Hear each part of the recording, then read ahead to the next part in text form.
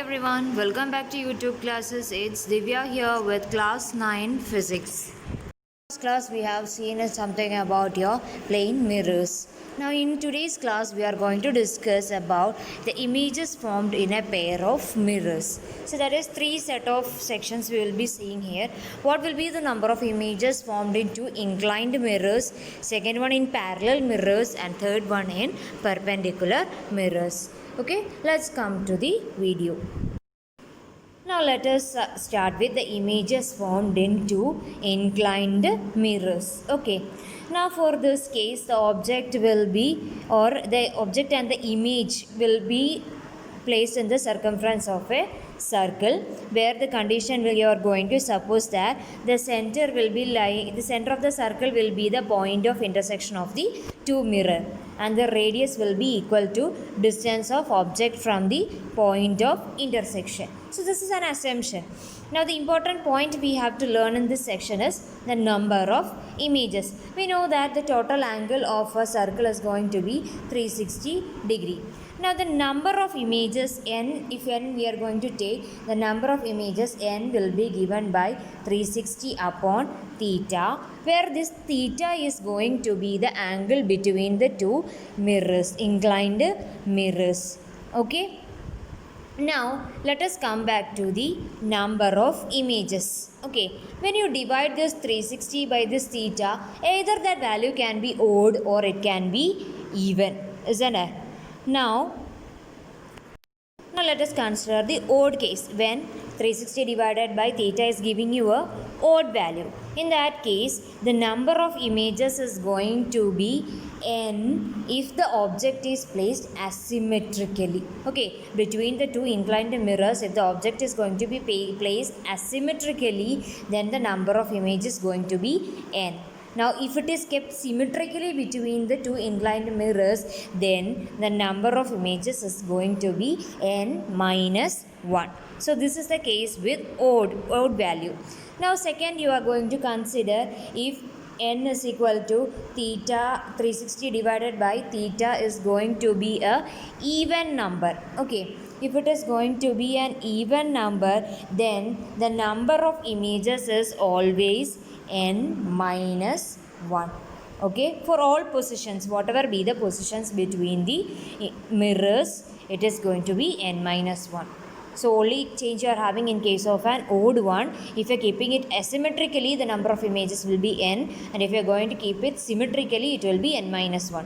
Whereas if 360 by theta is going to be an even number, whatever be the position, you are going to have n minus 1 number of images. Now let us come to the second case, that is images formed in a pair of mirrors placed parallel to each other. Okay, now here also you are having the same equation, that is n is going to be 360 upon a theta. Okay, now this theta can be the angle formed between the reflected rays formed between the two parallel lines. Here always it is going to be infinity, or whenever you keep two mirrors parallel to each other, you are going to get infinite number of images. Okay, for two mirrors kept parallel to each other, an infinite number of images are going to be formed between them. Like as you see in the figure, see, you can see from the source the light rays are coming. Once it is falling, it is reflecting, again the rays are forming, again it is reflecting, again the rays are forming, again it is getting, so till it gets faded, it goes on faded and faded, but an infinite number of images you can get it from a two parallelly kept mirrors. Now let us come to the last case, that is when the object or two mirrors are going to be perpendicular to each other, which means that theta is going to be 90 degree. As per our equation, n is equal to 360 upon theta, that is here theta is going to be 90 degree, or n you are going to get it as n is equal to 4. Now here the condition is that for an object placed in between two perpendicular mirrors, the number of images is always n minus 1. So accordingly, n minus 1 it is 4 minus 1 is equal to 3. That is, for two mirrors which are kept perpendicular to each other, three images are formed for an object kept between them, whatever be the positions. Got it? Now let us come to the uses of a plane mirror. So many uses you can write. Out of that, a little bit we can discuss here. See, ourselves for looking our face as a beauty mirror, we are using it, isn't it? First one. Now they are fixed on inside the wall of certain shops, like a jewelry shop, in a barber shop you can see, in an optician's room you can see, isn't it? So in plane mirrors for making periscopes you can see, isn't it? In other than periscopes you can see it in a kaleidoscope also, isn't it?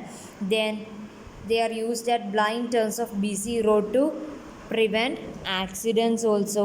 Now other than that, it can be used in solar heating devices like a solar cooker, solar water, solar heater.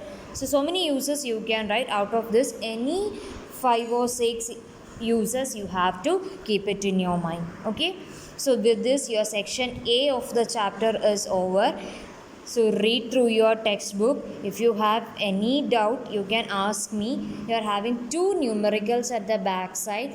Just it is only the number of images that you can do it very easily to find out using only the one equation, n is equal to 360 by theta. Find out what is the case given there, inclined, parallel or perpendicular. Accordingly use the situations. Okay.